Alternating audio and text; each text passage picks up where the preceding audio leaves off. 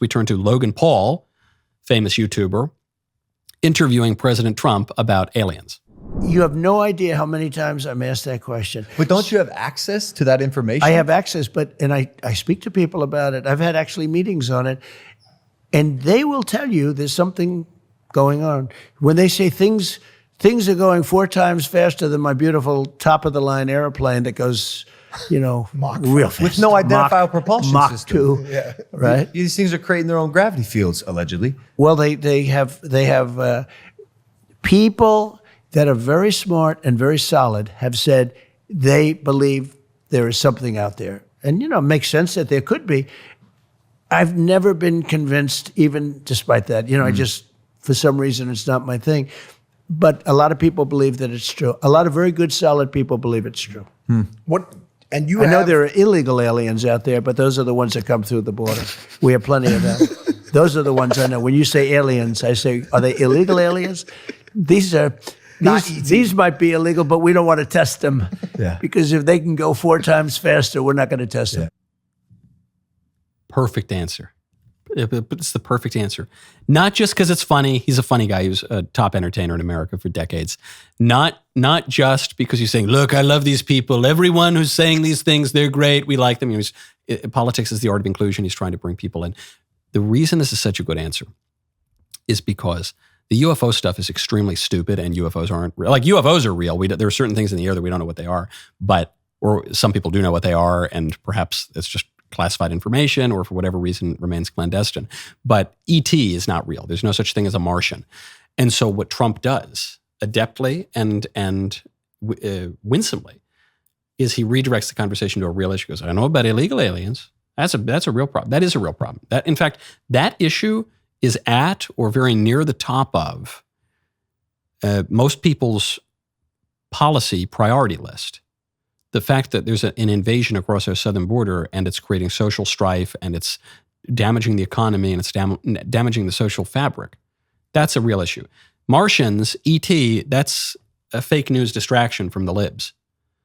It's demons for atheists, at best. And Trump says, yeah, no, I don't know. Look, I don't know. It's not really my thing. I don't really believe in ET. But I do believe in Pablo, the illegal alien who's coming in and committing crimes. That's real. He just redirects it back to the issues that matter. That is what a politician has to do, especially when the Democrats are doing everything they can. I'm not saying Logan Paul is doing this. He brings up a question that is being talked about in the media, but it's because the Democrats want to distract from real issues. And Trump gives a little funny answer, and he says, let's get back to the real issues that are actually going to win me this election. There's so much more to say. First, though, go to puretalk.com/Knowles. For years, people have been switching their wireless service to Pure Talk to save money. $20 a month for unlimited talk, unlimited text, and tons of data. It's a no-brainer. Over the last few weeks, however, Pure Talk has reported a surge of new customers signing up to help them support a charity that is near and dear to their hearts and our hearts. That is America's Warrior Partnership. Many of my listeners have chosen to step away from Verizon, AT&T, and T-Mobile to switch to Pure Talk and help this great charity and get to do business with a company that shares our values, supports our vision for the country. That is why Pure Talk has decided to extend their support for AWP through Independence Day. From now through the 4th of July weekend, Pure Talk will match every dollar donated. Switch your cell phone service to America's most dependable 5G network with Pure Talk. Go to puretalk.com/Knowles, K-N-W-L-E-S, to start saving on wireless today. That is puretalk.com/Knowles. These guys are great. I got the phone. I got the service. You can use it in America, and you can use it overseas. And they support really, really great causes that we all believe in. puretalk.com/Knowles. Biden was just with Obama and Jimmy Kimmel in LA at a major Democrat fundraiser. And they filled up the auditorium. I'm sure they raised a lot of money out in La La Land. And then at the end, Biden seemed to freeze up on stage. Here, we have a clip of it. So there's Biden and Obama. They're waving to the crowd. Is that Kimmel in the background? Absolute toady and sycophant for the liberal establishment. There he is. There's Obama. He's still doing crowd work. And there's Biden just totally frozen up. Then Barack Obama reaches down, grabs Joe's hand, starts pulling him off stage, and then, so devastating, Biden's walking off like a confused grandpa, which he is, and there's Obama with his hand on Joe's back, pushing him, guiding him. this way, Grandpa, this way. He doesn't even let off, even as they approach the stage curtain. Even as the curtain's coming down, Biden is still keeping his hand on Joe's back, even moves it to his lower back to have even more control. No, this way, Joe, this way, Grandpa. Really paints a picture. A lot of people have suggested that Barack Obama is still having a lot of influence in Washington, D.C. A lot of his old apparatchiks have roles in the Biden administration. Well, this is the perfect visual expression of that. Obama literally guiding Joe Biden around, pushing him around. So that's the video that's gone viral. It's just a video of the two of them walking off a stage. Here is the video that the Democrats want to show you of the exact same event. This is why they're calling the Republican video a cheap fake. Here's what they show. And if you're watching the show right now, you can see them side by side. If you're only listening, I'll narrate it for you in my mellifluous, dulcet tones. It's okay.